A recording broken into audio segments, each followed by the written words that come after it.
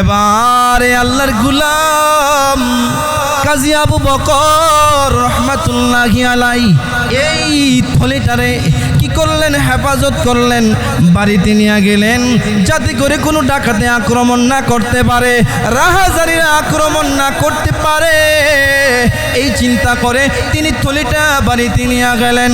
আল্লাহর কি মহিমা, মক্কার বাজারে একটা বুড়া মানুষ ঘুরতেছেন আর বলতেছেন, এ মক্কার মানুষ, নবীর দেশের মানুষ, তোমরা বড় ভালো মানুষ গো, তোমরা বড় দামি মানুষ। এ নবীর সাহাবীরা এই রাস্তা দিয়া চলছেন, নবীর দেশের মানুষ বড় আমানতদার মানুষ। এভাবে হাঁটতেছেন আর বলতেছেন। অনেকক্ষণ পর উঁচু একটা টিলার মধ্যে বুড়ো মানুষ দাঁড়ায় কয়, কে আসরে যুবক, এ বাবারা আমার এই সম্পদ কি পাইছ, একটুখানে বলো না। আমি তো অনেক টাকার সম্পদ হারিয়ে ফেলেছি, আমি তো অনেক সম্পদ হারিয়ে ফেলেছি রে যুবক, এখন আমি কোথায় পাবো? আমার এই সম্পদ যে পাইছো আমার এটা দিয়া দাও, এটা তোমার জন্য দায়িত্ব হলো আমাকে দিয়া দেওয়া। আর যদি তুমি এই জিনিসটা আমারে দিয়া দাও তাইলে আমি তোমারে আমার হাতে 500 টাকার একটা দিনারের একটা থলি আছে যেটা তোমার জন্য হালাল, আমি ওইটা দিয়া দিব। এইটা ওইটা দিয়া দিলে তুমি ওইটার মালিক তুমি হয়ে যাইবা। এভাবে ঘুরতেছেন আর চিল্লাইতেছেন আর ওই টিলার মধ্যে দাঁড়ায়া দাঁড়ায়া বলতেছেন। ওই দিক দিয়া কাজী আবু বকরও খুঁজতেছেন ওই খুতির মালিককে, ওই ইয়ার মালিককে, যেই জিনিসটা রাখছিল ওই তহবিলের মালিককে। আল্লাহর এই বান্দা থেকে ফেললেন। চিল্লা যখন বলতেছিলেন, কাজী আবু বকর রহমাতুল্লাহি আলাইহি বৃদ্ধ বাবার হাতটা ধরিয়া কয়, বাবা এদিকে আসেন। বৃদ্ধ বাবা বুঝতে পারলেন, বাড়িতে নিয়ে গেলেন। আল্লাহর এই বান্দা বাড়িতে নেওয়ার পর বললেন, আপনার থলির অবস্থা কি বয়ান করেন। বলতে লাগলেন, আমার এই ধরন, আমার এই থলির মধ্যে 1 কোটি টাকার দামের হীরার হার আছে, দামি দামি সম্পদ আছে। মিলা গেছে। মিলা যাওয়ার পর কাজী আবু বকর ঘর থেকে ওই থলিটা আনিয়া বৃদ্ধর হাতে উঠায়া দিলেন। বৃদ্ধ এবার বলতেছেন, বাবা তুমি আমার যেই উপকার করলা, আমার উপকার করলা। বৃদ্ধ বাবা বলেন, নাও আমি তোমারে 500 টাকার থলিটা তোমারে দিয়া দিলাম। এবার যুবক বলেন, না আমি নিব না, আমি নিব না, এটা আমি আমার আমানত পুরা করেছি। আল্লাহ তাআলার আদেশ, ইন্নাল্লাহা ইয়া'মুরুকুম আন তুআদ্দুল আমানাতি ইলা আহলিহা। আমি আল্লাহ তাআলার আদেশ মাত্র পালন করেছি। আমি আপনার থেকে পাওনা নিব না, আমি আপনার থেকে বিনিময় নিব না। আমি এই বিনিময় নিব আল্লাহ পাক রব্বুল আলামিনের কাছ থেকে হাসরের ময়দানে, জান্নাতে নিব, পরকালে নিব। এই কথা বলিয়া যুবক না লাগবে না। এবার বৃদ্ধ কাঁদে, এত ভালো মানুষ, এত গুণওয়ালা মানুষ, জান্নাতি যুবক, আল্লাহর রাসূল যে বলেছেন জান্নাতি যুবকদের কথা, এই যুবকের ভিতরে পুরাপুরি গুণ পাওয়া যায়। এই আল্লাহর গোলাম কি করলেন, নিলেন না, বললেন, বাবা আপনি যান। ইয়ামান দেশ থেকে বুড়া মানুষ আসছিলেন, মক্কার বাজার থেকে হার কিনলেন। এই আল্লাহর এই গোলাম চলে গেলেন ইয়ামান দেশে। এই গোলাম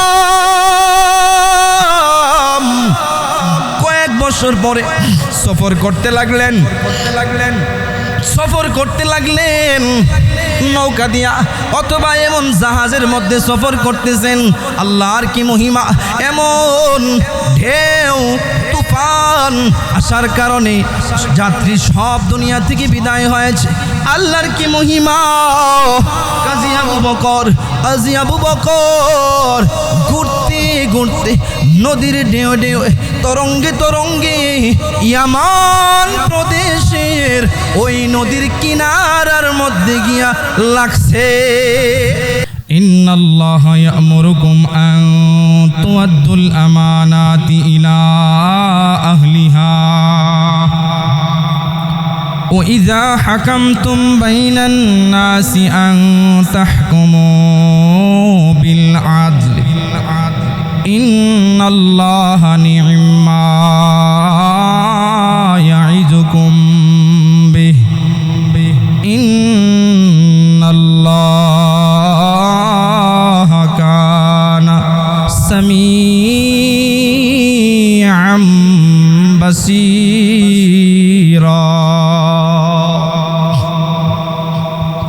আমার তেলাওয়াতকৃত আয়াতের মধ্যে আল্লাহ পাক রব্বুল আলামিন দুইটা নসিহত করেছেন। তেলাওয়াতকৃত আয়াতের মধ্যে আল্লাহ পাক রব্বুল আলামিন দুইটা ওয়াজ করেছেন। এর মধ্য থেকে এক নম্বর আল্লাহ তাআলা বলেন ইন্নাল্লাহা ইয়া'মুরুকুম, আল্লাহ তাআলা আদেশ করতেছেন, আল্লাহ তাআলা আদেশ করতেছেন আমানতদারের আমানত তাদের কাছে পৌঁছে দেওয়ার জন্য। দুই নাম্বার, তোমরা যখন মীমাংসা করবা, ফাইসালা করবা, মানুষদের মাঝে যখন ফাইসালা করবা, ইনসাফের সহিত তোমরা ফাইসালা করিও। এই দুইটা কথা বলে আল্লাহ বলেন ইন্নাল্লাহা নি'মা ইয়াইজুকুম বিহ। আল্লাহ তাআলা বলেন কত সুন্দর নাওয়াজ করেছেন। এ মুসলমান, আল্লাহ তাআলা আমার তেলাওয়াতকৃত আয়াতের মধ্যে আমানতের আদেশ করতেছেন।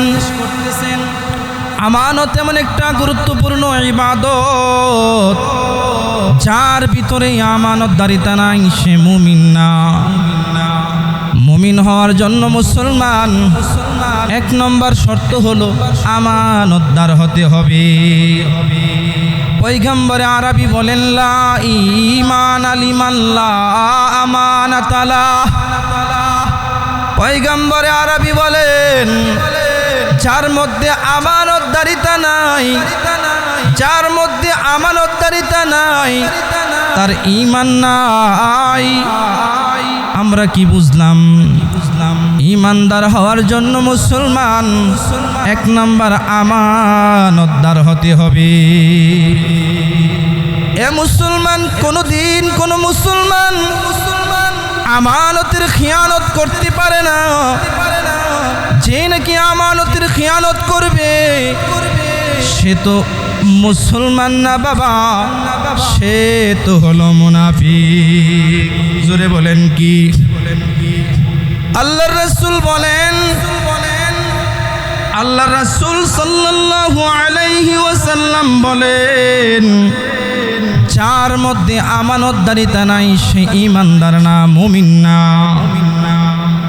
ও মুসলমান, চিন্তা করিয়া দেখেন, আল্লাহর রাসূল বলেন অন্য হাদিসের মধ্যে বলেন মুনাফিকের আলামত হলো তিনটা। কয়টা? অন্য হাদিসের মধ্যে বলেছেন চারটা। এক নাম্বার ইযা হাদাসা কাযাবা। কথাই কথাই যে মিথ্যা কথা বলে সে কি নয় মুমিন নয়, সে হলো মুনাফিক। কথাই কথাই মিথ্যা কথা বলে সে কি নয় মুমিন নয়, মুনাফিক। দুই নম্বর ইযা ওয়াদা আখলাফা। ওয়াদা দিলে ওয়াদা পুরা করে না, ওয়াদা দিলে ওয়াদা রক্ষা করে না, সেও মুনাফিক। তিন নম্বর পয়গম্বর বলেন ও ইযা তুমিনা খানা, আমানতের খিয়ানত করে। আল্লাহর রাসূল বলেন সেও মুমিন না, মুমিন না। এই জন্য মুসলমান ঈমানের পরে ঈমানদারের জন্য পূর্ব শর্ত হইল আমানতের রক্ষা করা। আমানত এক ব্যাপক শব্দ। হে মুসলমান, বাবার কাছে সন্তান আমানত, উস্তাদের কাছে ছাত্র আমানত, মুতাওয়াল্লির কাছে মসজিদ আমানত, মুহতামিমের কাছে মাদ্রাসা আমানত। এ মুসলমান, এই বডিটাও দিয়েছে আল্লাহ তাআলা আমানত। যেমনে ইচ্ছা সেমনে ব্যয় করতে পারবো না। এই শরীর যেমনি ইচ্ছা সেমনে আপনি ব্যবহার করতে পারবেন না। আল্লাহ তাআলা আদেশ করেছেন, আল্লাহ তাআলা যেভাবে চেয়েছেন আপনারা আমাকে সেইভাবে আমার আল্লাহ পাক রব্বুল আলামিনের গোলামি করতে হবে। এ মুসলমান, কেউ যদি আত্মহত্যা করে সারা জীবন ভর আল্লাহর রাসূল বলেন, কোনো মানুষ যদি আত্মহত্যা করে বিষ পান করে মারা যায়, হাসরের ময়দানে সে অনন্তকাল সে বিষ পান করবে, আবার মরবে, আবার এভাবে তার আমল চলতে থাকবে।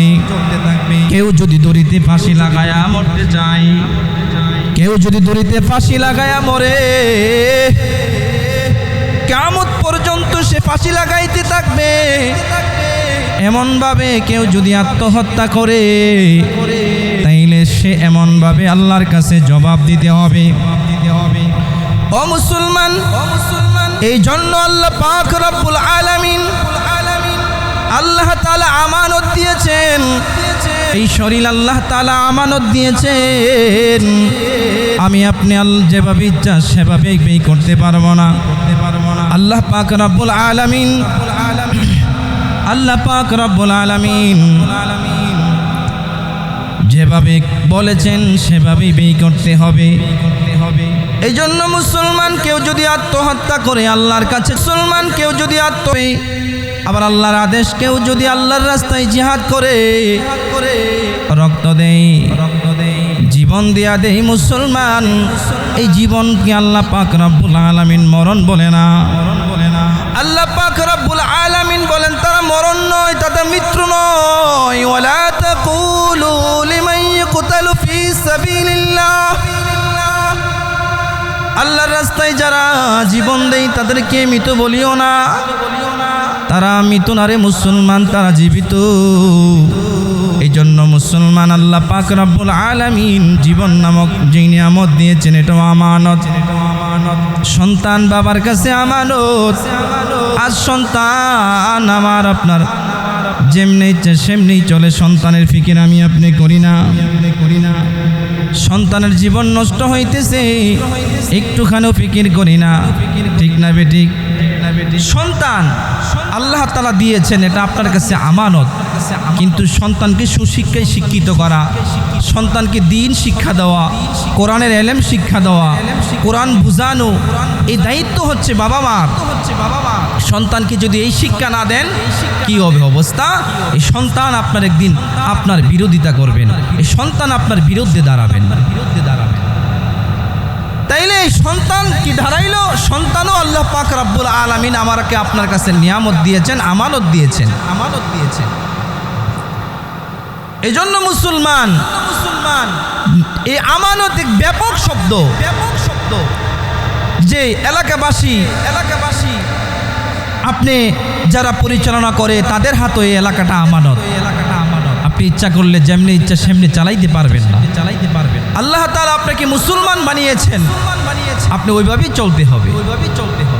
আর কেউ যদি আমানতের হেফাজত করেন, এই আমানতের জিম্মাদারি আদায় করেন, তাইলে আল্লাহ পাক রব্বুল আলামিন দুনিয়া তো পুরস্কার দিবেনই, পরকালও দিবেন।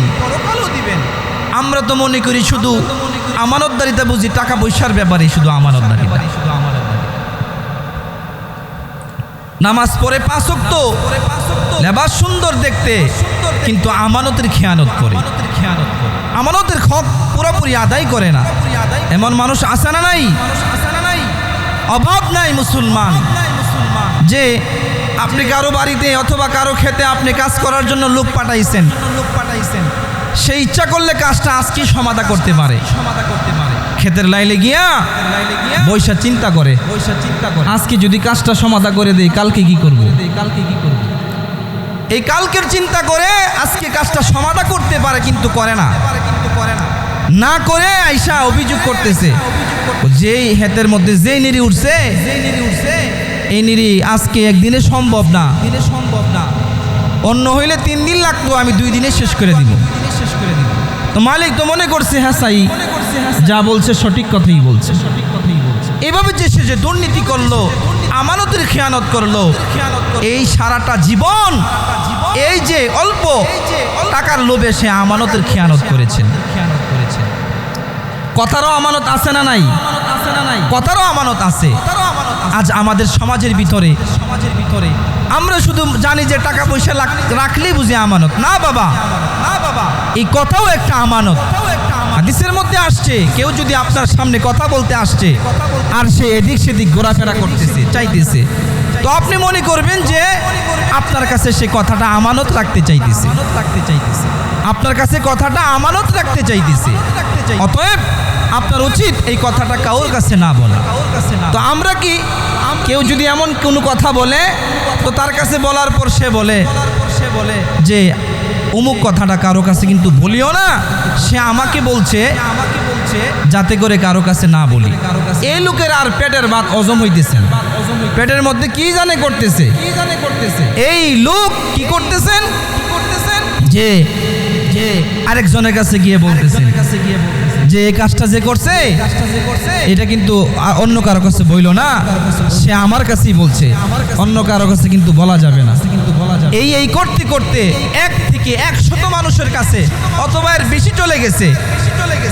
সে কিন্তু বলেছে যে কারো কাছে তুমি বলিও না, কিন্তু এক করতে করতে যার এত আলোচনা হয়েছে, প্রত্যেকটার আমানতের খেয়ানত তার ঘাড়ে বর্তাবে, যে প্রথম তার আমানতের খেয়ানত করে। ঠিক না বেটি? এই জন্য প্রত্যেকটা সেক্টরে আমানত আছে, কিন্তু আমরা আমানতের হক কোথায় কতটুকু আদায় করেছি?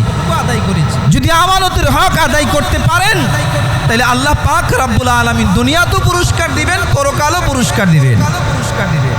আল্লাহ পাকের গোলাম বিশিষ্ট তাবি কিতাবের মধ্যে আসছেন গাজী আবু বকর রহমাতুল্লাহি আলাইহি, এক বড় আবেদ গাজী আবু বকর রহমাতুল্লাহি আলাইহি। মক্কার বাজারে খাবার নাই, পেটের ক্ষুধা নিয়া গাজী আবু বকর ঘুরতেছেন। মুসলমান, গাজী আবু বকর ঘুরতেছেন, 3 দিনের ক্ষুধা নিয়া গাজী আবু বকর ঘুরেন। পেটের মধ্যে কাপড় বাঁধিয়া আল্লাহর নামের জিকির করে আর ঘুরে, খাবার নাই। এই মুসলমান গাজী আবু বকর ঘুরতেছেন, ঘুরতে ঘুরতে আল্লাহর বান্দা একটা থলি পাইলেন। আগেকার মানুষের থলি ব্যবহার করত, ঠিক কিনা? টাকার থলি ব্যবহার করতেন। যারা পেঁয়াজ রসুনের ব্যবসা করেন অথবা এমন ধরনের ধানের ব্যবসা করত, চাউলের ব্যবসা করত, বাংলার ভাষায় যেটাকে বলা হয় হুতি, এমন একটা থলি ব্যবহার করতেন। এই গাজী আবু বকর রহমাতুল্লাহি আলাইহি আল্লাহর এই বান্দা একটা থলি পাইলেন। এই থলিটা কুরায়া যখন হাতে নিলেন, হাতে নেওয়ার পর দেখলেন এমন একটা দামি জিনিস, কোটি টাকা দামের একটা হার। ওই গাজী আবু বকর রহমাতুল্লাহি আলাইহি কি করলেন? থলিটা খুলিয়াই তার নজরে পড়লেন আরো অনেক দামি জিনিস। আমরা হইলে কি মনে করতাম? আল্লাহ তাআলা মনে হয় আমাকে আল্লাহ তাআলা মিলাইয়া দিছেন, গায়েবী সম্পদ দিছেন, এইভাবে চিন্তা করতেন। গায়েবী খাবার আল্লাহ তাআলা মিলাইয়া দিছেন, গায়েবী সম্পদ আল্লাহ দিয়েছেন। না রে যুবক, না, যুবকের আচরণ কত সুন্দর। এ যুবক তুমি শুনিয়া লাও, এ যুবক তুমি বুঝিয়া লাও কেমন আচরণ করেছেন, কেমন ভাবে যুবক এ আমানত পাওয়ার পর লোভ ঢুকে নাই। এবারে আল্লাহর গোলাম গাজী আবু বকর রহমাতুল্লাহি আলাইহি এই থলিটারে কি করলেন? হেফাজত করলেন, বাড়িতে নিয়ে গেলেন যাতে করে কোনো ডাকাতে আক্রমণ না করতে পারে, রাহাজারিরা আক্রমণ না করতে পারে। এই চিন্তা করে তিনি থলিটা বাড়িতে নিয়ে গেলেন। আল্লাহর কি মহিমা! মক্কার বাজারে একটা বুড়া মানুষ ঘুরতেছেন আর বলতেছেন, এ মক্কার মানুষ, নবীর দেশের মানুষ, তোমরা বড় ভালো মানুষ গো, তোমরা বড় দামি মানুষ। এ নবীর সাহাবীরা এই রাস্তা দিয়া চলছেন, নবীর দেশের মানুষ বড় আমানতদার মানুষ। এভাবে হাঁটতেছেন আর বলতেছেন। অনেকক্ষণ পর উঁচু একটা টিলার মধ্যে বুড়ো মানুষ দাঁড়ায়া কয়, কে আসরে যুবক? এ বাবারা, আমার এই সম্পদ কি পাইছ? একটুখানে বলো না। আমি তো অনেক টাকার সম্পদ হারিয়ে ফেলেছি, আমি তো অনেক সম্পদ হারিয়ে ফেলেছি রে যুবক। এখন আমি কোথায় পাবো? আমার এই সম্পদ যে পাইছো, আমার এটা দিয়া দাও। এটা তোমার জন্য দায়িত্ব হলো আমাকে দিয়া দেওয়া। আর যদি তুমি এই জিনিসটা আমারে দিয়া দাও, তাইলে আমি তোমারে আমার হাতে 500 টাকার একটা দিনারের একটা থলি আছে, যেটা তোমার জন্য হালাল, আমি ওইটা দিয়া দিব। ওইটা দিয়া দিলে তুমি ওইটার মালিক তুমি হয়ে যাইবা। এভাবে ঘুরতেছেন আর চিল্লাইতেছেন, আর ওই টিলার মধ্যে দাঁড়ায়া বলতেছেন। ওই দিক দিয়া কাজী আবু বকরও খুঁজতেছেন ওই খুঁতির মালিককে, ওই ইয়ার মালিককে, যেই জিনিসটা রাখছিল ওই তহবিলের মালিককে। আল্লাহর এই বান্দা থেকে ফেললেন। চিল্লা যখন বলতেছিলেন, কাজী আবু বকর রহমাতুল্লাহি আলাইহি বৃদ্ধ বাবার হাতটা ধরিয়া কয়, বাবা এদিকে আসেন। বৃদ্ধ বাবা বুঝতে পারলেন, বাড়িতে নিয়ে গেলেন। আল্লাহর এই বান্দা বাড়িতে নেওয়ার পর বললেন, আপনার থলির অবস্থা কি বয়ান করেন। বলতে লাগলেন, আমার এই ধরন, আমার এই থলির মধ্যে 1 কোটি টাকার দামের হীরার হার আছে, দামি দামি সম্পদ আছে। মিলা গেছে। মিলা যাওয়ার পর কাজী আবু বকর ঘর থেকে ওই থলিটা আনিয়া বৃদ্ধর হাতে উঠায়া দিলেন। বৃদ্ধ এবার বলতেছেন, বাবা তুমি আমার যেই উপকার করলা, বৃদ্ধ বাবা বলেন, নাও আমি তোমারে 500 টাকার থলিটা তোমারে দিয়া দিলাম। এবার যুবক বলেন, না আমি নিব না, এটা আমি আমার আমানত পুরা করেছি। আল্লাহ তাআলার আদেশ, ইন্নাল্লাহা ইয়া'মুরুকুম আন তুআদ্দুল আমানাতি ইলা আহলিহা। আমি আল্লাহ তাআলার আদেশ মাত্র পালন করেছি। আমি আপনার থেকে পাওনা নিব না, আমি আপনার থেকে বিনিময় নিব না। আমি এই বিনিময় নিব আল্লাহ পাক রব্বুল আলামিনের কাছ থেকে হাসরের ময়দানে, জান্নাতে নিব, পরকালে নিব। এই কথা বলিয়া যুবক না লাগবে না। এবার বৃদ্ধ কাঁদে, এত ভালো মানুষ, এত গুণওয়ালা মানুষ, জান্নাতি যুবক। আল্লাহ রাসূল যে বলেছেন জান্নাতি যুবকদের কথা, এই যুবকের ভিতরে পুরাপুরি গুণ পাওয়া যায়। এই আল্লাহর গোলাম কি করলেন? নিলেন না, বললেন, বাবা আপনি যান। ইয়ামান দেশ থেকে বুড়া মানুষ আসছিলেন, মক্কার বাজার থেকে হার কিনলেন। এই আল্লাহর এই গোলাম চলে গেলেন ইয়ামান দেশে। এই গোলাম কয়েক বছর পরে সফর করতে লাগলেন নৌকা দিয়া, অথবা এমন জাহাজের মধ্যে সফর করতেছেন। আল্লাহর কি মহিমা! এমন ঢেউ তুফান আসার কারণে যাত্রী সব দুনিয়া থেকে বিদায় হয়েছে। আল্লাহর কি মহিমা! কাজী আবু বকর ঘুরতে নদীর ঢেউ তরঙ্গে ইয়ামান প্রদেশের ওই নদীর কিনারার মধ্যে গিয়া লাগছে। আল্লাহু আকবার! এই আল্লাহর ওলি কাজী আবু বকর রহমাতুল্লাহি আলাইহি ওই যখন লাগার পর হুঁশ ফিরলেন, আমি এখানে কেন? তাকায়া দেখেন একটা দূরের মধ্যে একটা মসজিদের মিনার দেখা যায়। এই আল্লাহর ওলি বুঝতে আর বাকি রইল না। কোরআনের আলেম ছিলেন, হাফেজে কোরআন ছিলেন। আল্লাহর ওলি হাফেজ আবু বকর, কাজী আবু বকর মসজিদের মিনার দেখিয়া বুঝতে পারলেন, আল্লাহর এই ওলি বুঝতে পারলেন এলাকাটা মুসলমানের এলাকা, দিনদারের এলাকা। যেহেতু মসজিদ আসছে, এই আল্লাহর এই গোলাম কি করলেন? গোসল করে সোজা মসজিদে চলে গেছেন। মসজিদের মধ্যে গিয়া নামাজ আদায় করতেছেন। এত সুন্দর কোরআন তেলাওয়াত,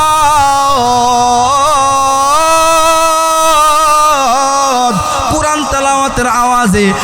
তেলাওয়াতের আওয়াজে আশপাশের মানুষ জমে গেছে। আশেপাশের মানুষ এই আল্লাহর গোলামের কোরআন তেলাওয়াত শুনতেছেন আর বলতেছেন এত সুন্দর তেলাওয়াত। এই এলাকার মানুষ তো না নামাজ শেষ যখন করলেন বলা বলি শুরু করতে লাগলেন, এ যুবক আপনাকে তো আমরা কোনোদিন দেখি নাই, আপনি কোথায় থেকে আসলেন আমাদেরকে একটু বলুন না। বলতে লাগলেন, এরে ভাই আমার বাড়ি বহু দূর দূর, মক্কা থেকে আমি এসেছি। আমার অনেক সহযোগী ছিল, আমার অনেক বন্ধু ছিল, আমার অনেক সোয়ারি ছিল রে মুসলমান, তারা দুনিয়ার থেকে বিদায় নিয়েছে।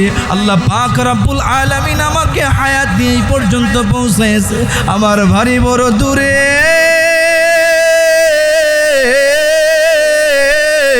আমার বাড়ি বহু দূরে।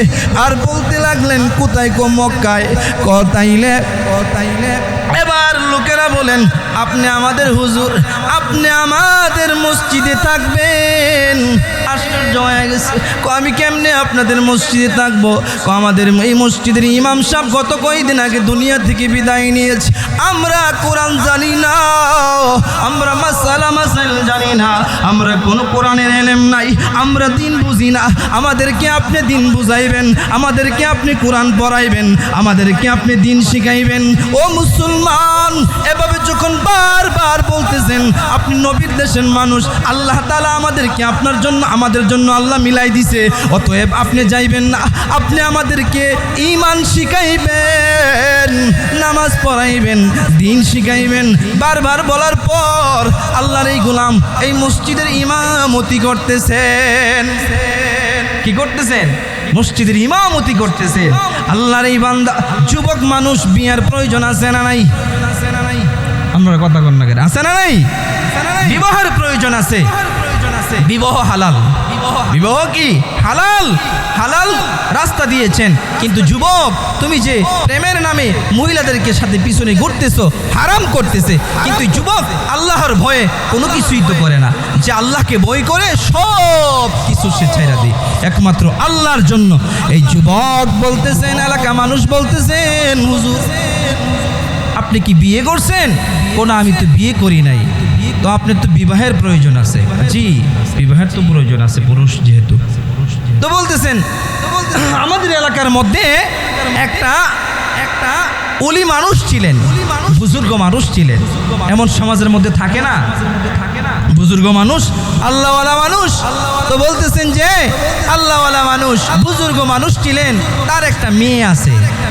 আপনি যদি বিবাহ করেন, আপনি যদি সম্মতি দেন, তাহলে আমরা, তার কেউ নাই, তার ধন সম্পদ অনেক আছে, ওইটা উদ্দেশ্য না, কিন্তু দিনদার মেয়েটা একটা এমন ভালো পাত্র খুঁজতেছে যে বিবাহ এমন একটা পাত্র, এই গুণগুলি আপনার মধ্যে আছে, আর আপনি যদি বিবাহ রাজি হন তাইলে ওই মেয়েটাকে আপনার সাথে বিবাহ দিতে পারেন।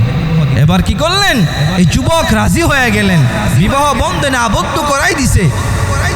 এই আল্লাহর বান্দা, এই আল্লাহর বান্দা বাসর রজনীতে যখন গেলেন, যাওয়ার পর স্বামীর কাছে যখন স্ত্রীকে দিলেন, এ মুসলমান, বাসর রাত্রিতে স্বামী আবার অনেক বছর আগে একটা হার, একটা বৃদ্ধ বাবা হারিয়েছিল, হারায়া কাঁদতেছিল আর বলতেছিল, কেউ আসুনি, আমার হার পেয়েছো, আমাকে দিবা।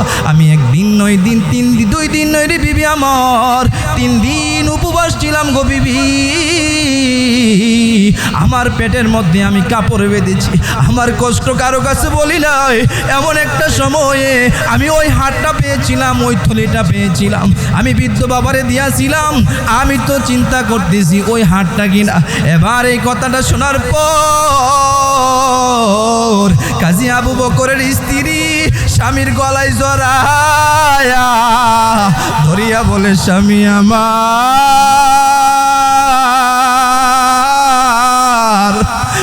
আব্বা জীবনটা ভর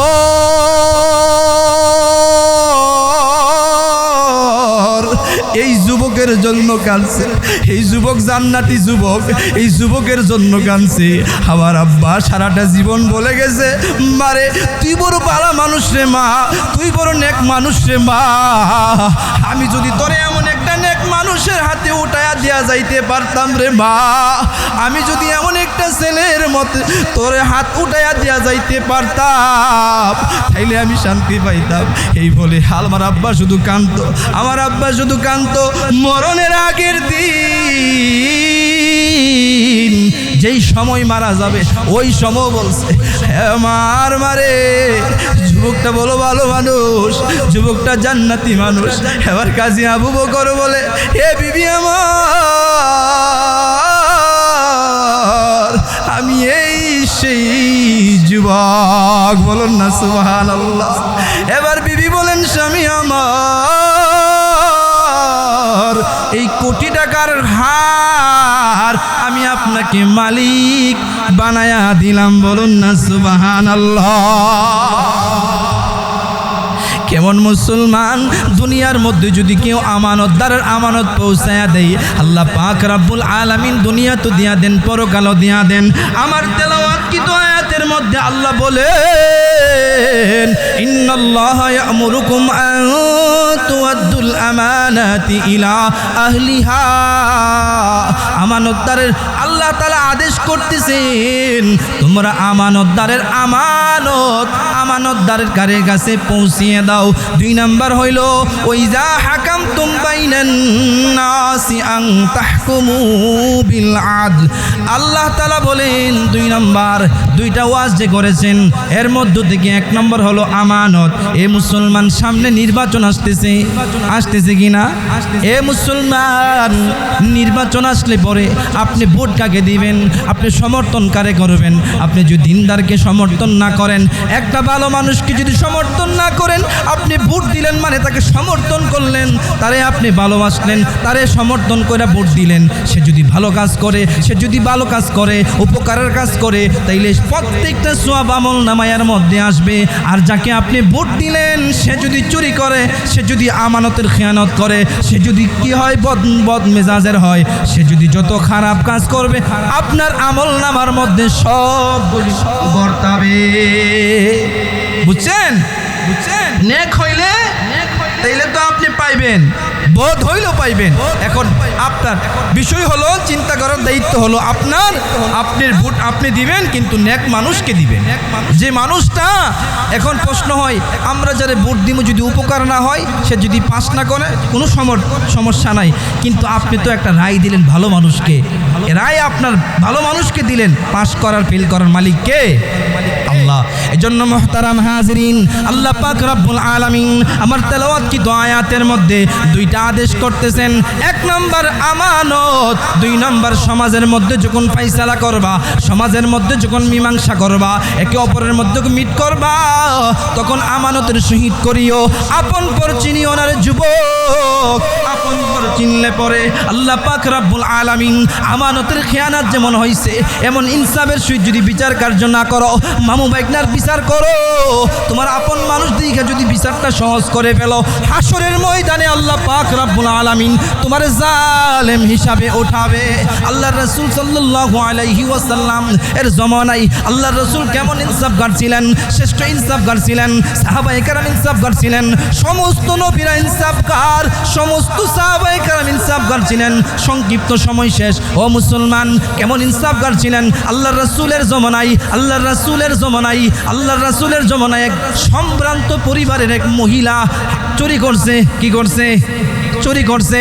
ইসলামের আইন হলো চুরি করলে হাত কাটা দেন। কি কাটা দেন? হাত কাটা দেন। সাহাবায়ে কেরামের মধ্যে একটা আলোচনা হইল, এমন একটা সম্ভ্রান্ত পরিবারের মেয়ে চুরি করলো, আর এখন যদি আমরা হাত কাটা দেই তাহলে কেমনে সে মুখ দেখাবে? এখন কি করা যায়? শরীয়ত আইন না পালন করে কোনো উপায় নাই। এবার পরামর্শ বসলেন, আল্লাহর রাসূলকে একটু বলা যায় না হাত না কাটা আঙ্গুল কাটলে হবে কিনা? আল্লাহর রাসূল সাল্লাল্লাহু আলাইহি ওয়াসাল্লামের কাছে কে যাইবেন, কে বলবেন? এমন সাহস কেউ করতে পারে না। আল্লাহর রাসূল সাল্লাল্লাহু আলাইহি ওয়াসাল্লামের নাতি উসামা রাদিয়াল্লাহু তাআলা আল্লাহর রাসূল বড় মহব্বত করতেন। বড় আদর করতেন। নাতিদেরকে দাদা মোহব্বত করে কি করে না? দাদার কাছে নাতি যেটা কই তারবো এলাকার ফিসিলিটিটা কই, ঠিক না ঠিক? দাদার সবাই মিল্লা ক উসামারে কয়া দো। আল্লাহ রাসূল জানে বিচারটা একটু সহজ করে সংক্ষিপ্ত বলতেছি। এই উসামা কি করলেন? এই কথা শুনিয়া ছোট মানুষ বুঝে না, গিয়া দাদা আপনি এই বিচারটা এই ইমুক বংশের মহিলা একটু সহজ করলে ভালো হয় না? বিচারটা একটু সহজ করলে। আল্লাহ রাসূল সাল্লাল্লাহু আলাইহি ওয়াসাল্লাম চেহারা লাল হয়ে গেছে। এই কে এমন কাজ করেছো? উসামাকে আমার কাছে কে পাঠিয়েছো? তোমরা শুনিয়া লও, আগের যত উম্মত খারাপি হয়েছে, যত উম্মত প্রতিপুষ্ট হয়েছে, তারা সত্যটাকে উন্মোচন করে নাই, ইনসাফের বিচার করে নাই। এজন্য তারা যখনই এই রাস্তা থেকে দূরে সরেছে তারা ক্ষতিগ্রস্ত হয়েছে, তারা বরবাদ হয়েছে। তোমরা কি চাও? শোনো, আমার মেয়ে ফাতেমা যদি এমন কাজ করত, আমি সবার সামনে আমার মেয়ের হাত কাটতাম। বলুন না সুবহানাল্লাহ। কেমন ইনসাফগার ছিলেন মুসলমান! এই জন্য আল্লাহ রাসূল সাল্লাল্লাহু আলাইহি ওয়াসাল্লাম সর্বোচ্চ সর্বশ্রেষ্ঠ ইনসাফগার ছিলেন। আমার তেলাওয়াতকৃত আয়াতের মধ্যে আল্লাহ বলেন ইনসাফ, আমানতের কথা বলেন। আল্লাহ পাক রব্বুল আলামিন আমানতের পাশাপাশি ইনসাফের কথা বলেন। এই দুই কথা বলিয়া বলেন কত সুন্দর ওয়াজ আল্লাহ করেছেন। আমি ওয়াজ করার পরে আমি বলতে পারবো না আমার ওয়াজ ভালো হয়েছে নাকি খারাপ হয়েছে, আমার পিছনে আলোচনা হয় কি না হয়, ঠিক না? আমি কি বলতে পারবো? কিন্তু আল্লাহ তাআলা জানবে কি জানবে না? আল্লাহ তাআলা জানে কি জানে না? আল্লাহ তাআলা কি জানে কি জানে না সব জানেন। আপনার ভিতরে কি আছে তাও জানেন, 50 বছর পরে কি করবেন তাও জানেন। আল্লাহ পাক রব্বুল আলামিন সব জানেন, সব বুঝেন। আল্লাহ তাআলা বলেন ইন্নাল্লাহা কানা সামিআম বাসীরা। আল্লাহ তাআলা বলেন এই দুইটা আদেশ করিয়া বলেন, সুন্দর ওয়াজের কথা বলেন। এই ওয়াজগুলি যদি কেউ তোমরা কেমন পালন করো কিনা, তোমরা সুন্দরভাবে আমল করো কিনা, আল্লাহ পাক রব্বুল আলামিন হলেন সর্বশ্রোতা এবং সর্বদ্রষ্টা। সুবহানাল্লাহ।